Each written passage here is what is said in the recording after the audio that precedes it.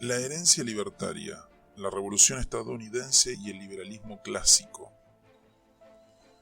El día de las elecciones de 1978, los candidatos congresales, estatales y locales del Partido Libertario acumularon 1,25 millones de votos en todo el país.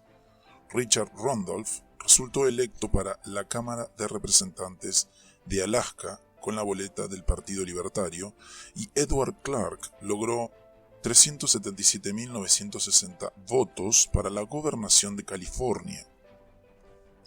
Después de que la candidatura presidencial del PL obtuvo 174.000 votos en 32 estados en 1976, la sobria publicación Congressional Quarterly se convenció de que había que clasificar al flamante Partido Libertario como el tercer partido político más grande de los Estados Unidos. Su destacable tasa de crecimiento se pone de manifiesto en el hecho de que su inicio recién se produjo en 1971 con un puñado de miembros reunidos en una sala de estar en Colorado. Al año siguiente presentó una boleta presidencial con la que logró participar en las elecciones en 2 estados. Actualmente es el tercero en importancia en los Estados Unidos. Lo que es aún más destacable, el Partido Libertario logró este crecimiento adhiriendo en forma consistente a un nuevo credo ideológico, el libertarianismo, con lo cual trajo al escenario político estadounidense, por primera vez en 100 años, a un partido interesado en sostener principios y no simplemente en obtener puestos y dinero en el comedero público. Especialistas y politólogos nos han dicho innumerables veces que la genialidad de los Estados Unidos y de nuestro sistema de partidos consiste en su falta de ideología y en su pragmatismo, palabra benévola para designar lo que no es más que el empeño en arrebatar dinero y puestos de trabajo a los desventurados contribuyentes.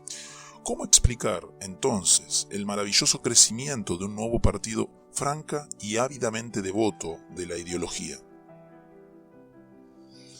Una explicación es que los estadounidenses no siempre fueron pragmáticos con menoscabo de la ideología. Por el contrario, en la actualidad los historiadores reconocen que la revolución estadounidense en sí misma no solo fue ideológica, sino también el resultado de la devoción hacia el credo y las instituciones del libertarianismo.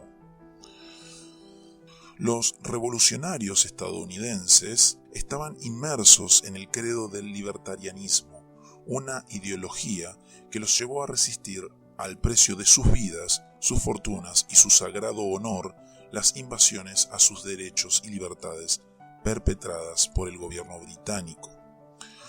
Los historiadores han debatido durante mucho tiempo las causas precisas de la revolución estadounidense. ¿Fueron estas constitucionales, económicas, políticas o ideológicas? Ahora nos damos cuenta de que, como libertarios, los revolucionarios no veían conflicto alguno entre los derechos morales y políticos, por un lado, y la libertad económica por el otro. Todo lo contrario.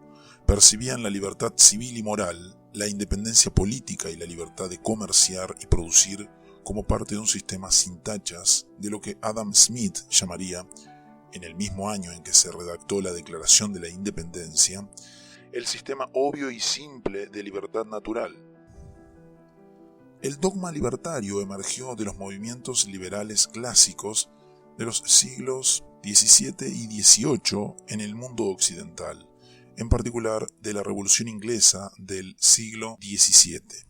Este movimiento libertario radical, aunque solo tuvo un éxito parcial en su lugar de nacimiento, Gran Bretaña, pudo, empero, hacer operativa a la Revolución Industrial, liberando a la industria la producción de las sofocantes restricciones del control estatal y de los gremios urbanos auspiciados por el gobierno, dado que el movimiento liberal clásico fue, a lo largo de la historia del mundo occidental, una poderosa revolución libertaria contra lo que podríamos llamar el antiguo régimen, el Ancient Regimen, que había dominado a sus súbditos durante siglos. En el periodo moderno temprano, que comenzó en el siglo XVI, este régimen impuso un Estado central absoluto y un rey que gobernaba por derecho divino en la cima de una red antigua y restrictiva de monopolios territoriales feudales y de controles y restricciones gremiales en las ciudades. El resultado fue una Europa estancada bajo una paralizante red de controles, impuestos y monopolios de privilegios para producir y vender conferidos por los gobiernos centrales y locales a sus productores privilegiados. Esta alianza del nuevo Estado burocrático, belicoso y centralizado, con comerciantes privilegiados, a la que los historiadores del futuro llamarían mercantilismo, y con una clase de terratenientes feudales dominantes, constituyó el antiguo orden contra el cual se levantaría y revelaría el nuevo movimiento de liberales clásicos y radicales en los siglos XVII y XVIII. El objetivo de los liberales clásicos fue recuperar la libertad individual en todos sus aspectos. En la economía se redujeron drásticamente los impuestos, se eliminaron los controles y las regulaciones, la energía humana, la empresa y los mercados quedaron en libertad para crear y producir en intercambios que beneficiaran a todos y también a la masa de los consumidores.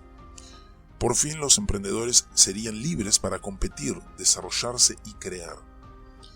Desaparecerían las trabas impuestas sobre la tierra, el trabajo y el capital. La libertad personal y la libertad civil quedarían garantizadas contra las depredaciones y la tiranía del rey o sus elegidos. La religión, que durante siglos fuera motivo de sangrientas guerras en las cuales las sectas luchaban por el control del Estado, se liberaría de las imposiciones o de la interferencia de éste, para que todas las confesiones o los grupos no religiosos, ateos, agnósticos, pudieran coexistir pacíficamente.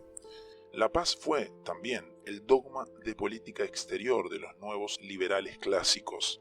El antiguo régimen de engrandecimiento imperial y estatal, en busca de poder y riqueza, sería reemplazado por una política exterior de paz y libre comercio con todas las naciones. Y como se consideraba que la guerra era engendrada por los ejércitos y fuerzas armadas permanentes, por un poder militar siempre en procura de mayor expansión, este establishment militar sería reemplazado por milicias voluntarias locales, por ciudadanos civiles que solo querrían luchar en defensa de sus propios hogares y los de sus vecinos. De este modo, la bien conocida cuestión de la separación de la Iglesia del Estado fue solo uno de los muchos motivos interrelacionados que se podrían resumir como separación de la economía del Estado, separación de la expresión y la prensa del Estado, separación de la tierra del Estado, separación de la guerra y de los asuntos militares del Estado. En realidad, se trataba de separar al Estado prácticamente de todo. El Estado, en suma, quedaría muy reducido, con un presupuesto sumamente bajo, casi ínfimo. Los liberales clásicos nunca desarrollaron una teoría de la tributación, pero combatían con fiereza cada aumento de impuestos y cada nuevo tipo de impuesto, lo cual en los Estados Unidos se convirtió 2 veces en la chispa que llevó, o casi llevó, a la revolución: el impuesto al timbre postal y el impuesto al té.